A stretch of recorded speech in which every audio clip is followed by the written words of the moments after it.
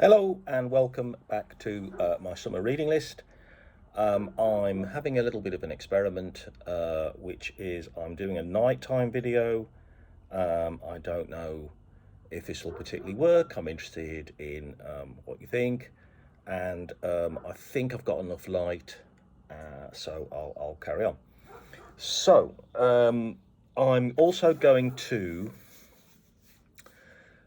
do make a little bit of a change at the end of the video where I'm going to talk about the book I'm going to try and start next from my TBRP, my to be read pile. Okay, so tonight's book, so I did also promise that I would release a video on Friday, which I probably actually post on Saturday, but okay. And my book is another popular science book. I can't say. I don't think he's really. Would he count as a journalist? I think he was actually a writing scientist more, but I don't know. This is a brief history. A brief history of everyone who ever lived. The stories in our genes by Adam Rutherford.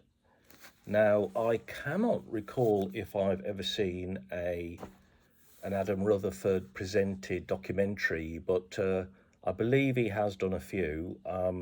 Doesn't spring to mind. I do know I have heard him on the Past, Present, Future podcast as a guest, and he comes across as a very smart guy. What to make of this? Okay. If I was tempted to give up on this book, and it would have been a fail. My first fail. I could not finish this book. By the way, I had a bit of a nosebleed today, and I just realised I'm carrying the mark of that a little bit. Sorry about that. And I kind of hated the book about halfway through. I mean, I really did. I thought it was all over the place. I thought he was making these huge claims and big pronouncements, and then 2 pages later, making either another really big one or saying that the one he just made didn't actually make sense. I couldn't understand his term, and I was beginning to convince myself this is just because I'm not bright enough for this book. I don't have enough of a science background to follow what he's on about here. And it's just not working for me. And I was ready to bail. I would not have had any shame about bailing, because life is short, especially when one is approaching middle youth like myself. And if a book hasn't grabbed you, I mean, if somebody said to me, if a book hasn't grabbed you by page 100, then you really should stop. And yeah, that makes sense. But I persisted, and I kind of got it. It became a little bit of a thing. Then I said, well, I have to. I mean, part of my project here is to get through the TBRP. This is also a donation, so in some ways, I could have got away with that because I could just have said, "Oh, well, I didn't choose to read this book and to buy this book or whatever." But I carried on, and I've got to say, it really improved. I mean, it really genuinely improved. And by the second half of the book, final third of the book, he was motoring along really, really well. And this is my summary of the book. Ultimately, what he's trying to sell us is that genetics is very complicated, and there's an awful lot of maths and statistics and probability, and there's an awful lot of data mining we have to do. And when you read headlines that say they found the gene for X or Y or Z, they haven't, and it doesn't work like that. And he's certainly educated me about the complexity of the field. He has conveyed some of the clear excitement he feels about it. This is his thing, and he absolutely loves this stuff, and he loves all the rate at which you're learning. The rate at which we're learning is a factor in the difficulty for me in the book, because he can make a statement and then 2 paragraphs later said, well, we don't know, this is preliminary. Or he might say such and such has reported, and then a couple of paragraphs later you said, now we know that's not true. And that's what I mean by slippery. It's kind of like, what are you actually saying? I got very confused with the chapter on we're all descended from Charlemagne, or we're all descended from Richard III, and I just got lost. I mean, I think he was. I don't know if he was trying to say, is this literally true, or are you making some kind of math stats probabilistic point here? And I honestly don't know. I honestly don't know. And if you're smarter than me and you can explain it, great. You probably wouldn't. You probably won't be bothered to. But I just didn't get it at all, and my mind just fuzzes over when you go back so far, then da da da, and it's I don't know if that's my cat or the semi-feral farm cats, of which I've spotted 4, at least 2 of which are in regular contact with FE. I don't know the nature of their relationship. I hear a lot of growling, I hear a lot of mewling. I don't know. But I think what I take away from the book, like I said, the last third especially, is that it's kind of cool that you can't make these pronouncements, that things are complicated. We're learning more all the time, and that's great. And eventually, and he makes a statement. There are lots of quotable, underlinable lines in the book, which I didn't bother underlining.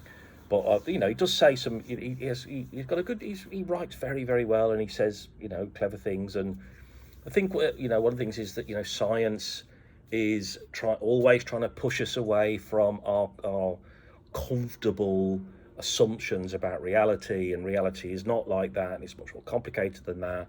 And that's good, that's interesting, and that's a useful thing to be reminded of. And he doesn't say this explicitly, but I mean that we're incorrigible storytellers, and we love simple explanations and etc., etc., right? And he said, he keeps saying, making the point, it isn't like that, it's not that simple, etc., etc., right? Now, that's good. Now, that's a good thing to be reminded of, to learn, and fabulous. I feel I know more about genetics. I feel I know more about biology. I feel I know more why it's interesting. But I don't. I also know now that I need to be very skeptical about my 23andMe, and in some ways that's disappointing because it tells a nice story, right? But I mean, okay, fine, sure. But yeah, it was. I would say if you are interested in science, interested in genetics, especially, obviously, I think that you'll find something in this book. My 5-star is I'm gonna go. If I say for the first half of the book, it'd be a 1. I suppose for the second half, it'd be a 1.5, 2. I think we're going to equal it out. We're going to say it's a 2. Okay, it's a 2 overall. I wouldn't keep this book. I would be very happy to pass it on, donate, recycle. Sure, other people would get something out of it. It's not a core library forever book. I certainly wouldn't reread it. I might reread. The last couple of chapters. I think there's some interesting stuff in there. I think it has given me an idea about the complexity of the subject in a way that is reassuring, in that it's okay to be confused, and that's fine. Now, so that's going in the recycle box, and I do want to move on to all of my videos and reviews so far have been about non-fiction, apart from Charlotte's Web, and I wanted to go to a fiction destination for my next video, and I'm going to try and read Cormac McCarthy, All the Pretty Horses. Now, what's funny to me about this book, and I made a couple of trial videos about this that some of you may have seen, so you'll know my point here. What's funny about this is that you will see, perhaps it's not very clear on the dark, this is not for resale, available only with July-August issue of Esquire, And I'll tell you what year that was. It was 1992. No, well, it's published in paperback 1993. So it was this edition, specially produced for Esquire magazine, 1994. Okay, so this. What's funny about this is you can tell that it's gone yellow paperbacky the way paperbacks is. Now I can tell you literally for a fact that I remember getting this in that 30-year ago edition of Esquire magazine, and I thought, oh, I've heard of Cormac McCarthy. He's supposed to be really good. He's one of the, he's a cool new American writer, and I've heard about him. And what's funny is that I never read it. I never opened it. I know I never opened it. And it's gone from house to storage to house to Spain. Never owned it. And that's absurd.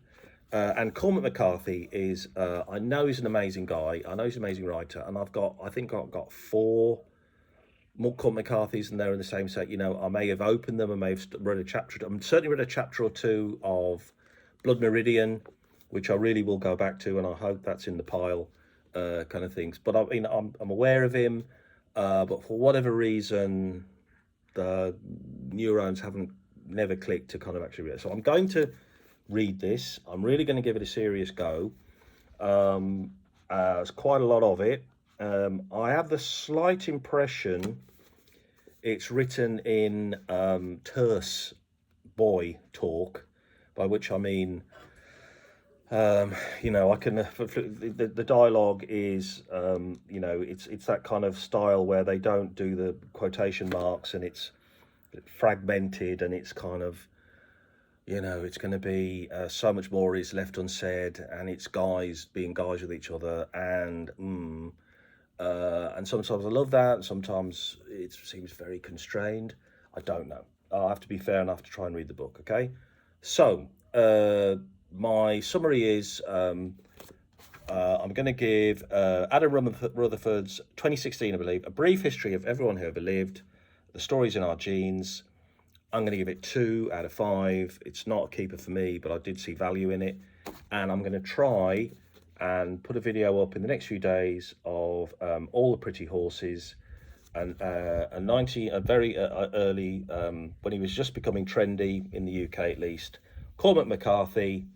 And I'm also charmed to see it's a Picador, which was a huge thing to me when I was a teenager. There was a whole amazing stack of Picador books, a very distinctive sort of book. So that's interesting. So that's me, and I thank you very much for your kind following or attention to my videos. And I will now say thanks very much. I'm going to say goodnight.